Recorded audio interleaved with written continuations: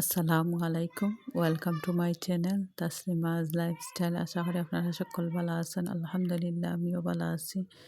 আজকে বানাইমু বিসালা উড়ি দিয়া, শুটকি দিয়া, মাছের শুটকি দল দিয়া, যে মজা হয়েছে। আসলে শীতের সময় সবজিগুলা দেখলেও সুন্দর লাগে। আর বিচুলা উড়ি তো আর এমনও খাইতে যে মজা।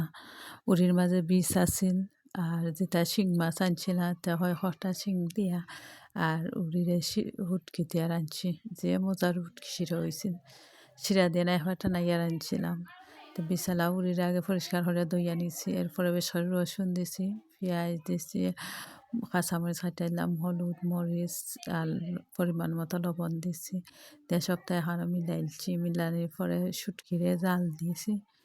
গোছ হয়ে যা দেখে ফুটি শুটকি আছে, ফুটির শুটকিরে আগে জাল দিছি, দিয়া পানি দিলাই ফ্রেন। ও পানি দিয়া আর এক্সট্রা পানি দিতাম না, ও পানি দিয়া যাইলাই জাল বই দিছি। মাছ পরে দেবো একটু জাল দিয়া কিছু সময় সিদ্ধ হয়ে গেলে উড়ি, এরপরে দেবো মাছ। সপ্তাহে খানো দিয়া চুলা থত সময় বইলাম, 10-15 মিনিটের মতন জাল দিব। আমার তরকারি একটু সিদ্ধ হয়ে গেছিল, পরে মাছ দিছি। মাছ দিয়ে আর কত সময় জাল দিব একটু ঠান্ডানির লাগে, যাতে উড়িও সিজে যাইব।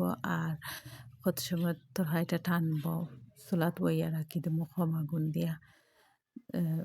এবলা গুঁড়া দিলাইমু, দিয়া কম আগুন দিয়া বইয়া রাখি দেবো। আর কত সময় 15-20 মিনিট জাল দিব একটু আগুন বাড়াইয়া।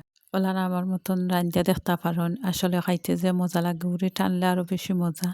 তা সকল বেলা তখন